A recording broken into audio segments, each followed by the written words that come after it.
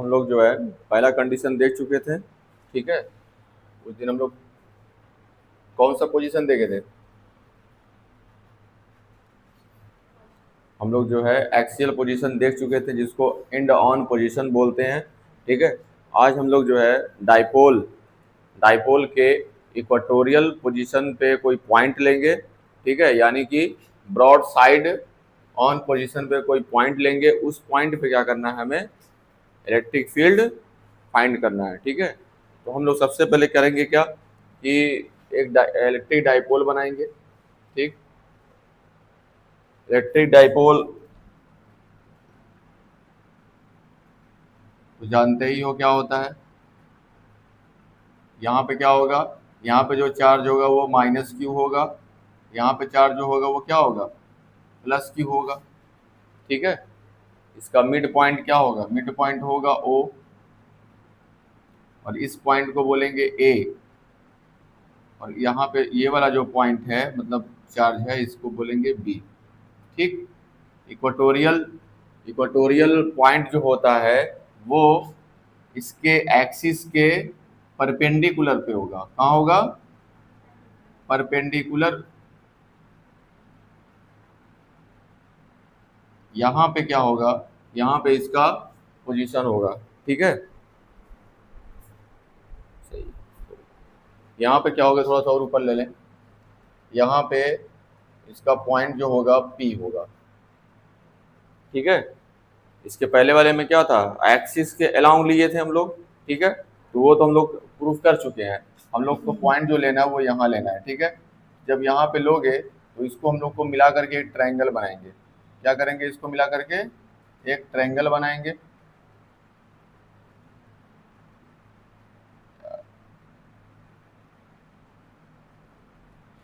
ठीक। अब ध्यान दो, पहले ये मेरा कितना था, ये था यहाँ से यहाँ तक हमारा एल था, कितना था एल, और यहाँ से यहाँ तक भी कितना था ये एल। बात समझ में, मिड पॉइंट से लेकर के चार्ज ए तक एल, और मिड पॉइंट से लेकर के चार्ज प्लस क्यू तक कितना है तुम्हारा एल था, ठीक है। अब करना क्या है, हम लोग को जो ये डिस्टेंस लेना है कि यहाँ से ये वाला ओ से लेकर के पी तक का जो डिस्टेंस है इसको मानेंगे आर, ठीक है। मतलब ओ से लेकर के पी तक का जो डिस्टेंस है उसको क्या मान लेंगे, आर है, ठीक है। क्योंकि हम लोग वहां पे क्या था, ओ से लेकर के यहाँ पे जो पॉइंट था उसका क्या डिस्टेंस माने थे, आर माने थे ना, ठीक है। इस वाले में मिड पॉइंट से लेकर के जो परपेंडिकुलर डिस्टेंस है इसको आर मानेंगे। अब एक चीज और यहाँ ध्यान दो कि अगर कोई राइट एंगल ट्रायंगल बने, क्या बने, राइट एंगल ट्रायंगल बने, जैसे यहाँ पे एल हो और ये आर हो, ये 90 डिग्री होगा। वैसे यहाँ पे भी देखो कितना डिग्री हो रहा है, 90 डिग्री इधर भी हो रहा है, 90 डिग्री इधर भी हो रहा है, ठीक है। तो ये वाला जो लेंथ होता है इसके स्क्वायर और इसके स्क्वायर का सम होगा और अंडर रूट में होगा। कैसे होगा, L square plus R square, या पहले आर लिख लो फिर एल लिख लेना, यानी कि R square plus L square, ठीक है।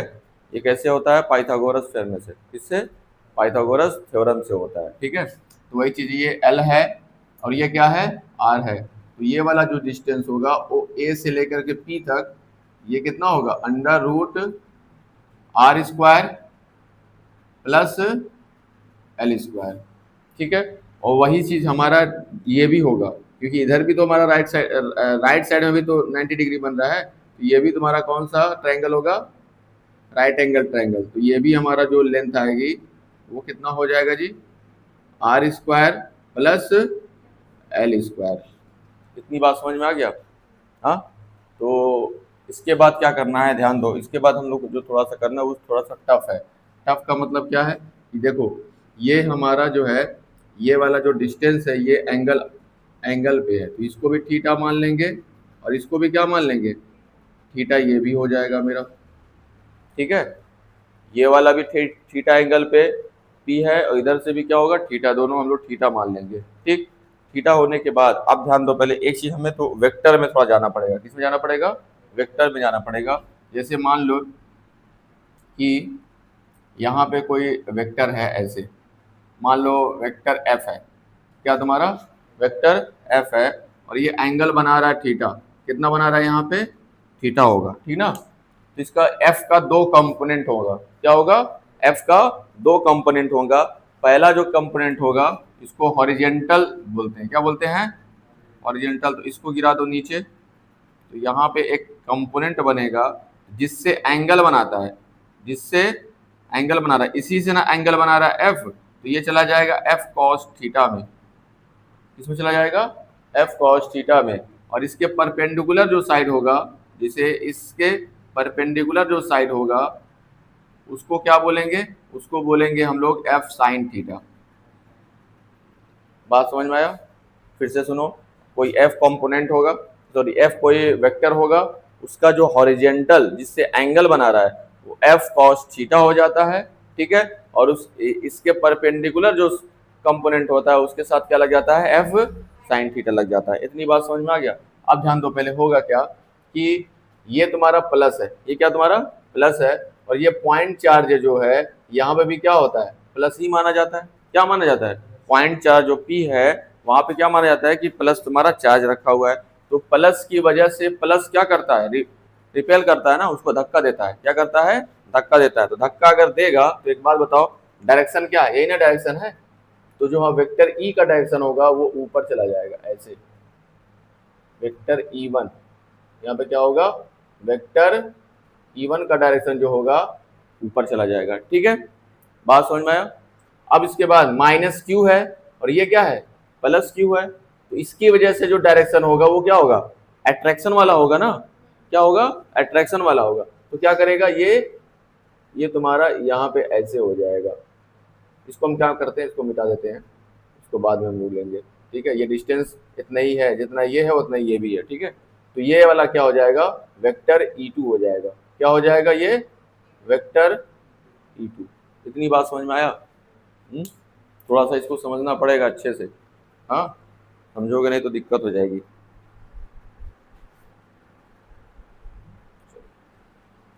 इतनी बात समझ में आ गया, ठीक। अब देखो करना क्या, हम थोड़ा अलग समझा रहे हैं इसको। अलग समझाने का मतलब क्या है, देखो ये हमारा क्या है, मान लेते हैं वेक्टर E1 है, क्या तुम्हारा वेक्टर E1 है, और ये वाला क्या है, वेक्टर E2 है, ठीक है। अब ध्यान दो, पहले ये अगर थीटा है, ये क्या तुम्हारा थीटा है, तो एक काम करते हैं, यहाँ पे एक हॉरिजेंटल लाइन खींच देते हैं। यहाँ पे क्या करते हैं, हॉरिजेंटल लाइन खींच देते हैं। तो एक बात बताओ, अगर ये थीटा है तो ये भी हमारा थीटा ही होगा, ये भी हमारा कितना होगा, थीटा होगा। और ये थीटा है तो ये भी कितना होगा, हमारा थीटा ही होगा। क्यों, क्योंकि दो पैरेलल लाइन अगर हो उसको तीसरी लाइन अगर कट करे, दो पैरेलल लाइन हो उसको तीसरी लाइन अगर कट करे तो ये वाला एंगल और ये वाला एंगल सेम होता है। अगर इसी तरीके से इधर से कट करे तो ये वाला एंगल ये वाले एंगल के इक्वल होगा। तो ये थीटा था तो ये भी इधर ये भी थीटा हो गया, ठीक ना। और ये वाला थीटा है तो ये भी थीटा हो गया। एक ये वाला एंगल देखो, इससे समझ में आ जाएगा अच्छे से। जैसे अगर ये वाला एंगल जितना है वही एंगल क्या होगा, ये भी होगा, यानी कि अल्टरनेट, सॉरी इसको बोलते हैं अल्टरनेट एंगल। तो ये क्या हो जाएगा, थीटा। तो ये भी हमारा क्या है, थीटा। उसी तरीके से जितना ये थीटा उतना ही तुम्हारा ये थीटा। दो लाइन नहीं है, पैरेलल लाइन, ये लाइन और ये लाइन दोनों एक दूसरे को तीसरी लाइन क्या कर रहा है, कट कर रहा है। तो ये वाला एंगल और ये वाला एंगल दोनों क्या हो जाएगा, सेम हो जाएगा। बात समझ में आया। और ये वाला जो एंगल इसके सेम हुआ है वो इससे हुआ है। थीटा अगर ये है तो ये भी क्या होगा, हमारा थीटा हो जाएगा। देखो दो पैरेलल लाइन है, तीसरी कोई क्रॉस कर रहा है, तो ये वाला एंगल इस वाले एंगल के इक्वल है, ठीक है, कॉरस्पॉन्डिंग एंगल। इतनी बात समझ में आ गया।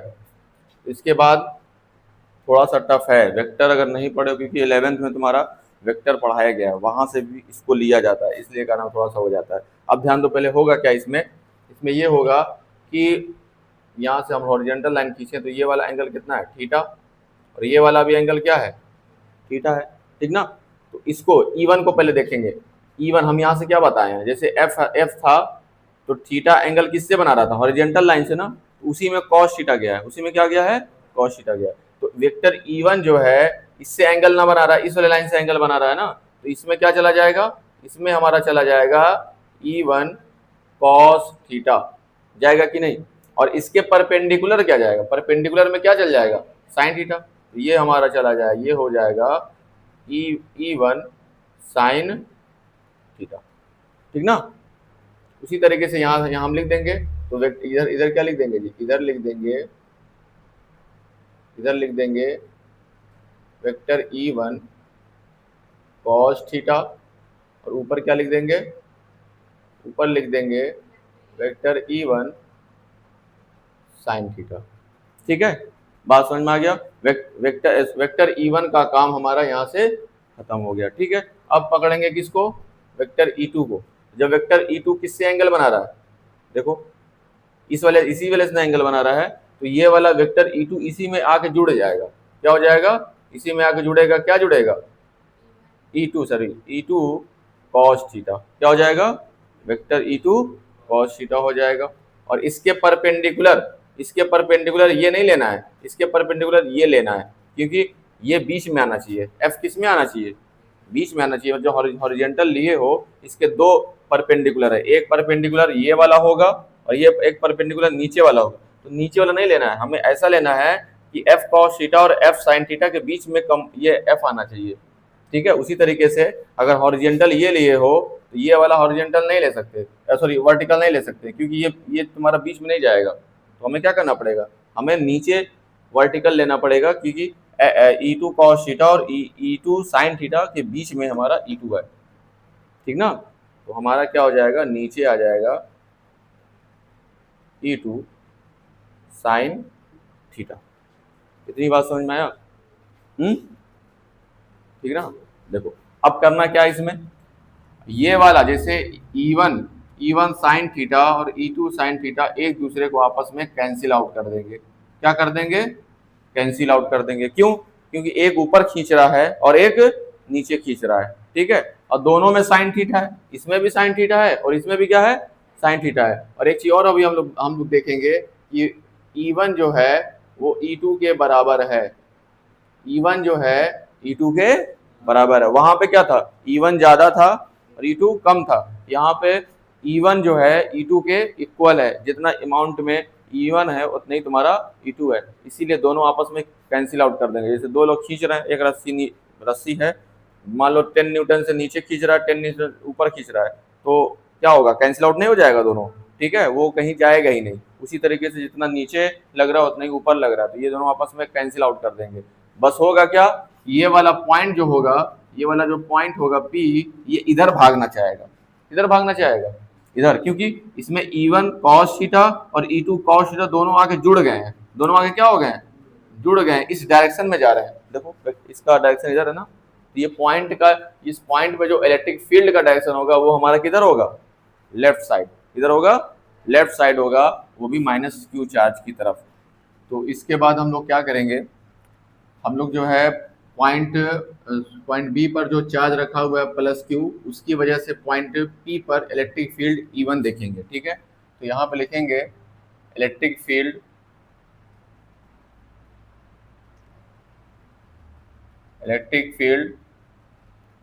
Eight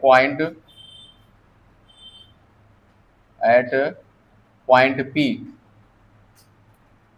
due to charge +Q। इसकी वजह से जो +Q के वजह से पॉइंट P पर जो इलेक्ट्रिक फील्ड होगा वो वेक्टर E1 है।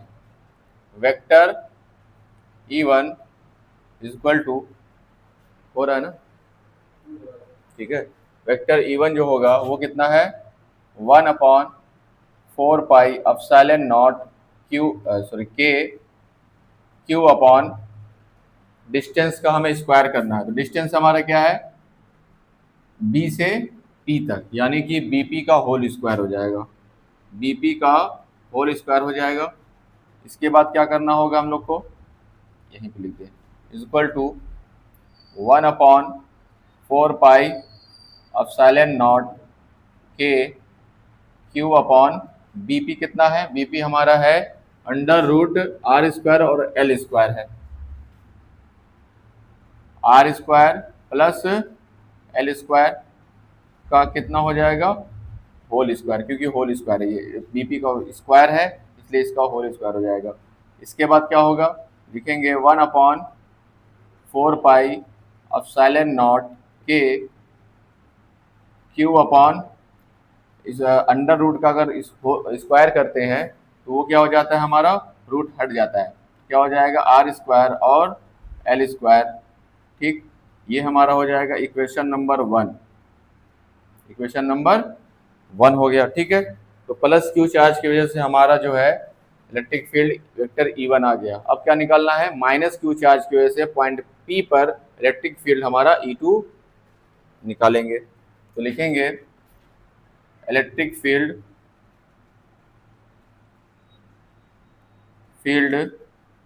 Eight point P due to charge minus Q. ठीक, इसके लिए भी क्या होगा, vector E1 equal to 1/4 pi epsilon naught Q upon distance कितना होगा यहाँ से यहाँ तक, माइनस क्यू से लेकर के P तक का जो डिस्टेंस है वो AP है, तो AP का होल स्क्वायर हो जाएगा, AP का स्क्वायर।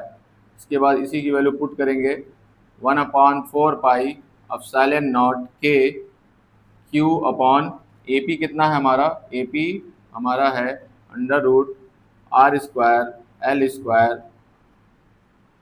का होल स्क्वायर, क्योंकि ये इसका जो डिस्टेंस है इसका भी कितना है, जितना AP है, जितना BP है उतना ही AP है, क्योंकि ये L और R है, तो इधर भी कितना है L और R, तो इसको हम लोग जब पाइथागोरस थ्योरम से लगाएंगे तो हमारा अंडर रूट R स्क्वायर और L स्क्वायर आ जाएगा।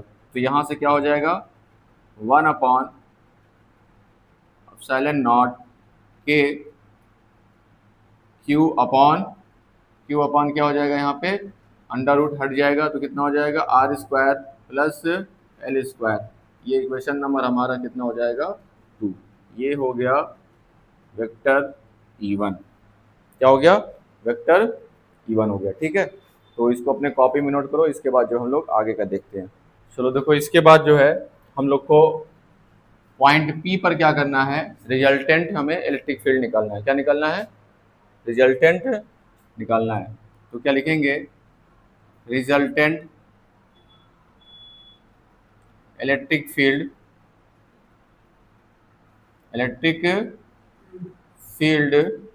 एट पॉइंट P, मतलब P पर जो है इलेक्ट्रिक फील्ड जो है रिजल्टेंट निकालना है। तो रिजल्टेंट क्या होगा, यही होगा कि जो ये वेक्टर E1 है और वेक्टर E2 है, दोनों का सम और उसके साथ क्या लगा होगा, cos थीटा लगा होगा। ठीक है, तो क्या हो जाएगा, vector E is equal to vector E1 cos theta plus vector E2 cos theta. बात समझ में आया। ठीक है, अब यहाँ से एक चीज़ और देखो, हम लोग ये बता चुके हैं कि वेक्टर E1 जो है वेक्टर E2 के बराबर है, इक्वल है। क्यों बराबर है ये भी ध्यान दो पहले, क्योंकि देखो ये इसमें वेक्टर E1 में देखोगे तो 1/4 पाई एप्सिलॉन नॉट के क्यू, यहाँ भी देखो वेक्टर E2 में 1/, यहाँ पे यहाँ पे E2 रहेगा। ठीक है, यहाँ भी क्या रहेगा, E2 रहेगा। ठीक, तो क्या हो जाएगा 1/4 पाई एप्सिलॉन नॉट के क्यू, यहाँ तो दोनों में कॉमन है ना, बस इसमें भी देखो AP जो है, AP इसमें और BP दोनों सेम है, जो जितना तुम्हारा AP है उतना ही तुम्हारा क्या है BP है। लेंथ हमारा क्या है, दोनों का सेम होने की वजह से ये इलेक्ट्रिक फील्ड भी क्या हो जा रहा है, सेम हो जा रहा है। ठीक है, तो यहाँ पे क्या रख देंगे, इसके जगह पे E2 के जगह पे E1 रख देंगे, तो कितना हो जाएगा हमारा, हम लोग का हो जाएगा vector E is equal to E1 तो रहने देंगे हम लोग, कितना हो जाएगा ये vector E cos theta plus यहाँ पे जितना तुम्हारा E2 है, E2 के जगह पे हम लोग क्या करेंगे, पुट करेंगे E1, तो कितना हो जाएगा हमारा E1 vector E1 cos theta. बात समझ में आ रहा है। E2 को हटा करके मैंने E1 रख दिया, क्योंकि दोनों सेम है, दोनों क्या है, सेम है। E1 के जगह पे E2 रख सकते हो, E2 की जगह पे E1 रख सकते हो, तो हम लोग दोनों को सेम बनाएंगे। E1 को तो रहने देंगे, E2 को भी हटा करके E1 करेंगे। ठीक है, तो यहाँ से देखो जितना ये है उतना ही तुम्हारा ये भी है, तो कितना हो जाएगा vector E1 cos theta plus vector E1 cos theta, जब जोड़ोगे तो 2 वेक्टर E1 कितना हो जाएगा cos थीटा। बात समझ में आ रहा है? दोनों ये क्या हो जाएगा, ऐड हो जाएगा, दोनों ऐड हो जाएगा। यहाँ पे क्यों नहीं ऐड हो रहा है, क्योंकि वेक्टर E1 और वेक्टर E2 अलग अलग चीज है। वहां पे क्या हो गया, दोनों सेम हो गया, ऐड हो गया। उसके बाद क्या करेंगे, 2 यहाँ पे वेक्टर E1 के जगह पे हम लोग क्या करेंगे, वेक्टर E1 वाली वैल्यू पुट कर देंगे। ठीक है, कितना है 1/4 पाई एप्सिलॉन नॉट के Q upon R square plus L square. ठीक है, अब यहाँ से ध्यान देना, cos थीटा की वैल्यू निकालना है हमें। क्या निकालना है, cos थीटा की वैल्यू। तो यहाँ पे अगर हम लोग ट्रायंगल बना लें, क्या बना लें, ट्रायंगल बना लें, ये हम लगा दें थीटा। ठीक है, और नीचे कितना है जी, L है। नीचे कितना है, L है, सॉरी नीचे है नीचे हमारा L है, ऊपर क्या है, ये R, ये L है और ये क्या है, R है। यानी कि ये A है, ये O है और ये क्या है, P। यहाँ पे A है, ये O है और ये क्या है, P।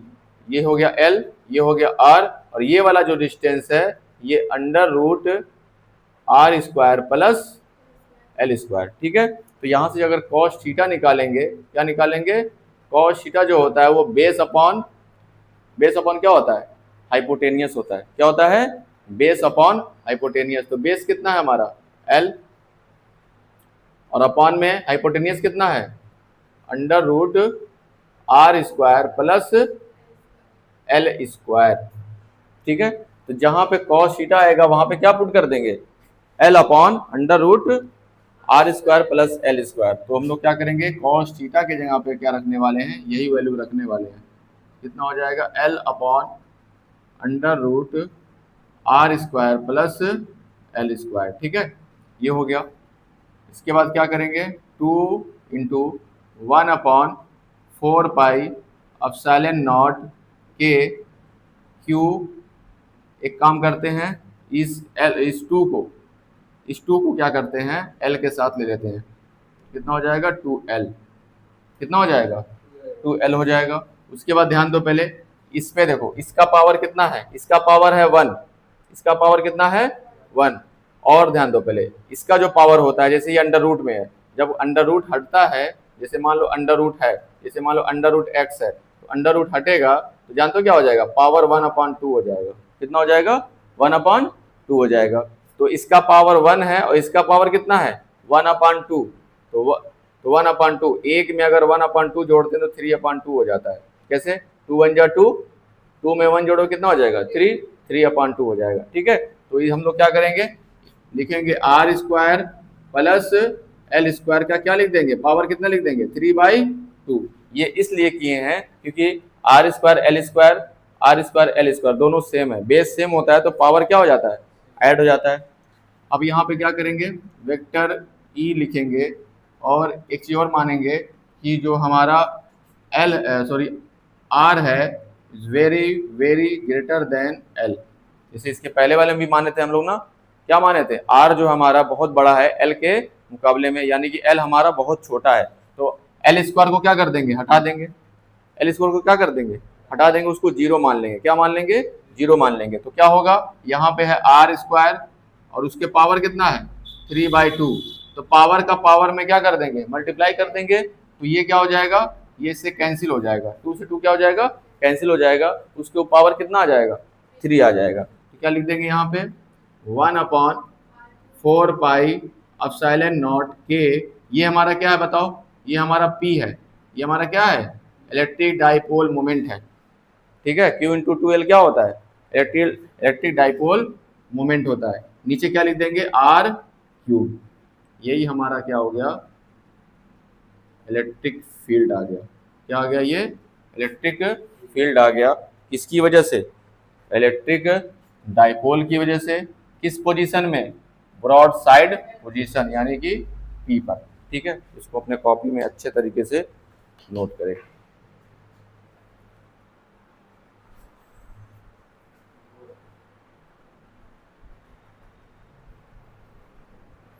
तो स्टूडेंट, आज का क्लास बस यहीं तक। उम्मीद है कि आप लोग को ये टॉपिक आप लोग को अच्छे से समझ में आया होगा और इसको आप लोग जो है बार बार अपने कॉपी में रिवाइज करें, जिससे कारण में आप लोग को अच्छे से दिमाग में बैठ जाए और पेपर में अच्छे से इसको अगर आए तो कर सकें। आप लोग से एक रिक्वेस्ट है कि मेरे चैनल को ज़्यादा से ज़्यादा शेयर करें, और अगर आप नए हों तो मेरे चैनल से जुड़ जाएं, जिससे आप लोग का फिजिक्स की तैयारी जो है 12th की अच्छे से होती रहे। तो आज के लिए बस इतना ही, धन्यवाद।